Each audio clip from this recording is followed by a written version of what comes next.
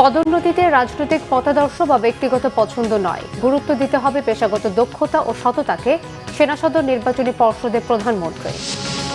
বঙ্গভবন ছেড়ে গুলশানের বাসায় শাহাবুদ্দিন, সাভারের স্মৃতিসৌধ, শেরেবাংলা নগরে শহীদ জিয়া ও খালেদা জিয়ার মাজারে শ্রদ্ধা ভারপ্রাপ্ত রাষ্ট্রপতি হাফিজউদ্দিনের। 6 মাস আইনগত সুযোগ সুবিধা পাবেন বিদায়ী রাষ্ট্রপতি, সাংবিধানিক দায়িত্বের বাইরে কিছু করে থাকলে খতিয়ে দেখা হবে, জানিয়েছেন স্বরাষ্ট্রমন্ত্রী। দেখছিলেন সংবাদ শিরোনাম, এবারে বিস্তারিত।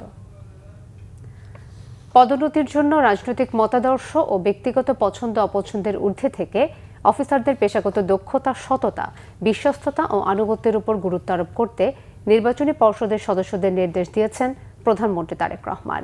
সেনা সদর নির্বাচনী পর্ষদ 2026-এর আনুষ্ঠানিক উদ্বোধন করেছেন প্রধানমন্ত্রী তারেক রহমান।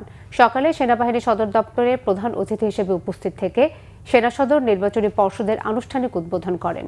পদোন্নতি পর্ষদের বক্তব্যে প্রধানমন্ত্রী শুরুতেই স্মরণ করেন মহান স্বাধীনতার ঘোষক, বীর মুক্তিযোদ্ধা শহীদ রাষ্ট্রপতি জিয়াউর রহমান এবং সাবেক প্রধানমন্ত্রী দেশনেত্রী বেগম খালেদা জিয়াকে।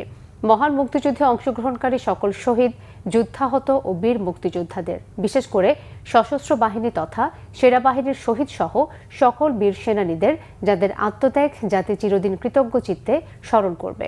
সরকার প্রধান বলেন, দেশের স্বাধীনতা ও সার্বভৌমত্ব রক্ষায় সেনাবাহিনীর দায়িত্ব পালনের পাশাপাশি অভ্যন্তরীণ শান্তি শৃঙ্খলা, স্থিতিশীলতা ও দুর্যোগ মোকাবেলায় বেসামরিক প্রশাসনকে সহায়তায় গুরুত্বপূর্ণ অবদান রাখছে।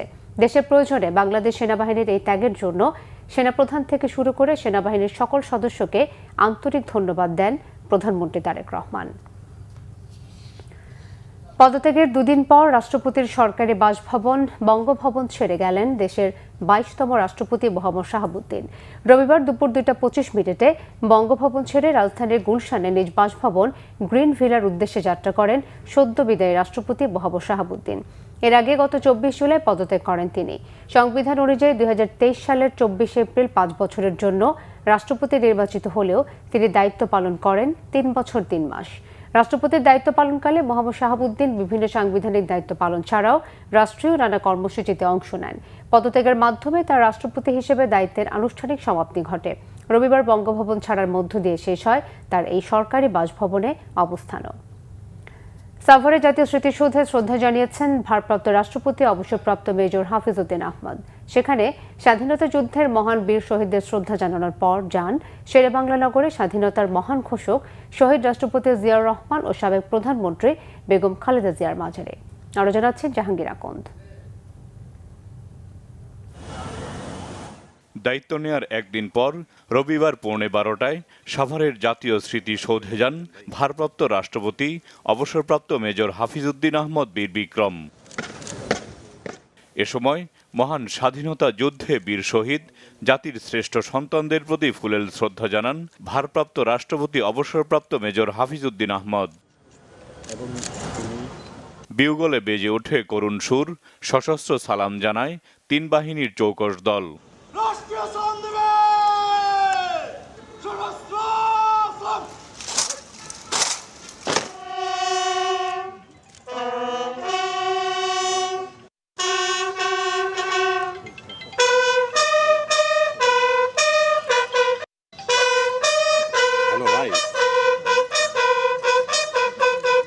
এ সময় মুক্তিযুদ্ধ বিষয়ক প্রতিমন্ত্রী ইশরাক হোসেন উপস্থিত ছিলেন 3 বাহিনী প্রধানগণ।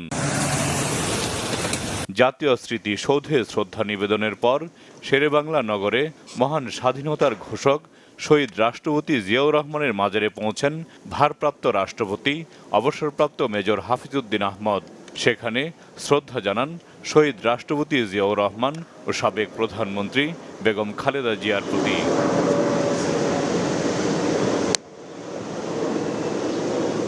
শহীদ জিয়া ও বেগম খালেদা জিয়ার আত্মার মাগফিরাত এবং দেশ ও জাতির সমৃদ্ধি কামনায় মোনাজাত করা হয়। এ সময় সঙ্গে ছিলেন মুক্তিযুদ্ধ বিষয়ক প্রতিমন্ত্রী ইশরাক হোসেন। জাহাঙ্গীর আকন্দ, বাংলা ভিশন, ঢাকা। পদত্যাগী রাষ্ট্রপতি মোহাম্মদ শাহাবুদ্দিন সাংবিধানিক দায়িত্বের বাইরে অন্য কিছু করে থাকলে তা খতিয়ে দেখার সুযোগ রয়েছে, জানিয়েছেন স্বরাষ্ট্রমন্ত্রী সালাউদ্দিন আহমদ। তবে সাবেক রাষ্ট্রপতি হিসেবে তিনি সকল আইনগত সুযোগ সুবিধা পাবেন বলেও উল্লেখ করেন। সচিবালয়ে পুলিশ কর্মকর্তাদের সম্মাননা প্রদান অনুষ্ঠানে স্বরাষ্ট্রমন্ত্রী জানান, রাষ্ট্রপতি পদত্যাগ করেছেন স্বাস্থ্যগত কারণে, তা গ্রহণ করেন স্পিকার। এটি আইনি পদক্ষেপ। স্বৈরাচারের শেষ দিকে অন্তর্বর্তী সরকারের পুরো সময় ও বর্তমান সরকারের সময়ে তিনি দায়িত্ব পালন করেছেন সাংবিধানিকভাবেই। এর বাইরে তিনি যদি কিছু করে থাকেন সেগুলো দেখার সুযোগ আছে বলে জানান মন্ত্রী। এক প্রশ্নের জবাবে স্বরাষ্ট্রমন্ত্রী বলেন, ফোন করতে লন্ডন যাওয়ার দরকার হয় না।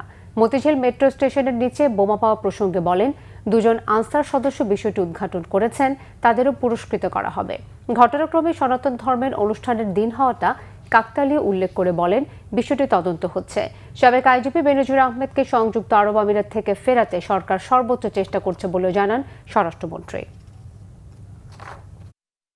বিরোধী দলের পক্ষ থেকে এনসিপি এবং অন্যান্যরা তার বিরুদ্ধে কিছু অভিযোগ উত্থাপন করছে, সেটা করতে পারে, কিন্তু আমরা আমলে নেওয়ার মতো কোনো বক্তব্য ওখানে নাই। তিনি সাংবিধানিকভাবে দায়িত্ব পালন করেছেন এবং বিধিবিধান অনুযায়ী করেছেন। আমরা মাননীয় রাষ্ট্রপতির সহযোগিতা পেয়েছি। এখন সেই সময়টায় সংবিধান অনুসারে তিনি প্রিভিলেজড এবং ইমিউনিটি আছে তার। ফৌজদারি অপরাধ ইত্যাদির বিষয়ে কোনো আদালতে মামলা করা যায় না। এটা তখনকার সময়ে যদি কোনো কিছু রেকর্ড করে থাকে সেটা তখনকার বিষয়, সেটা বিধিবিধান অনুসারে চলবে, আইন অনুসারে চলবে। দেশ, রাষ্ট্র এবং মানুষের কল্যাণে ইতিবাচক রাজনীতি করার আহ্বান জানিয়েছেন এলজিআরডি মন্ত্রী ও বিএনপির মহাসচিব মির্জা ফখরুল ইসলাম আলমগীর। সকালে শেরেবাংলা কৃষি বিশ্ববিদ্যালয়ের নবাগত শিক্ষার্থীদের ওরিয়েন্টাল অনুষ্ঠানে তিনি এই আহ্বান জানান। পাশ করা শিক্ষার্থীদের চাকরির অপেক্ষায় না থেকে উদ্যোক্তা হওয়ার আহ্বান জানান মির্জা ফখরুল। রাজনীতি আমরা সবসময় করি, থাকবে, রাজনীতি না থাকলে দেশ চলবে না। এই জন্য লড়াই করেছি গণতন্ত্রের জন্য দীর্ঘ বছর, কিন্তু সেটা যেন নেগেটিভ না হয়। It should be positive always, যে দেশের কল্যাণের জন্য, মানুষের কল্যাণের জন্য, রাষ্ট্রের কল্যাণের জন্য চাকরি তৈরি করতে হবে নিজেদেরকে। আমরা কেন এখনই চিন্তা করি না যে আমি নিজেই একটা এমপ্লয়মেন্ট করব, আমি একটা ইন্ডাস্ট্রি করব, অ্যাগ্রোবেস ইন্ডাস্ট্রি করব, আমি একটা এগ্রিকালচার ফার্ম করব, একটা পোল্ট্রি করব, তাহলে কিন্তু অনেকটা সেই অবস্থা কেটে যাবে। কক্সবাজারের আলোচিত কমিশনার একরামুল হক হত্যা মামলায় পলাতক সাবেক প্রধানমন্ত্রী শেখ হাসিনা, সাবেক স্বরাষ্ট্রমন্ত্রী আসাদুজ্জামান খান কামাল সহ ৮ আসামির বিরুদ্ধে গ্রেফতারি পরোয়ানা জারি করেছে আন্তর্জাতিক অপরাধ ট্রাইব্যুনাল। রবিবার আন্তর্জাতিক অপরাধ ট্রাইব্যুনাল ১-এ আদেশ দেয়। এদিন সকালে ২০১৮ সালে কক্সবাজারের টেকনাফে মাদক বিরোধী অভিযানের নামে কাউন্সিলর ও টেকনাফ যুবলীগের সাবেক সভাপতি একরামুল হক হত্যাকাণ্ডের অভিযোগপত্র দাখিল করে প্রসিকিউশন। এতে শেখ হাসিনা সহ ১১ জনকে অভিযুক্ত করা হয়। পরে অভিযোগপত্র আমলে নিয়ে এই মামলায় পলাতক ৮ আসামির বিরুদ্ধে গ্রেফতারি পরোয়ানা জারি করে ট্রাইব্যুনাল। একই ট্রাইব্যুনালে জুলাই গণ অভ্যুত্থানের সময় সাভারে গুলির পর পুলিশের এপিসি থেকে নিচে ফেলে দেয়া শহীদ শাইখ আসহাবুল ইয়ামিন হত্যা মামলায় ১৯ আসামির বিরুদ্ধে আনুষ্ঠানিক অভিযোগ ট্রাইব্যুনালে দাখিল করে প্রসিকিউশন। অভিযোগ আমলে নিয়ে পলাতক ১৩ আসামিদের বিরুদ্ধে গ্রেফতারি পরোয়ানা জারি করা হয়েছে। সুপিরিয়র রেসপন্সিবিলিটি হিসাবে শেখ হাসিনা,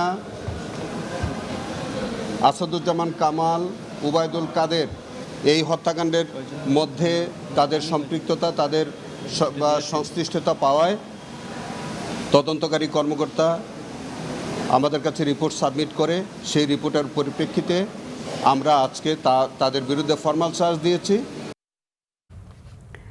এই ছিল এখনকার মতো। পরের সংবাদ সন্ধ্যে ৬টায়। এর আগে ৫টায় রয়েছে নিউজ টপ 10 দেখার আমন্ত্রণ রইল। ধন্যবাদ সবাইকে।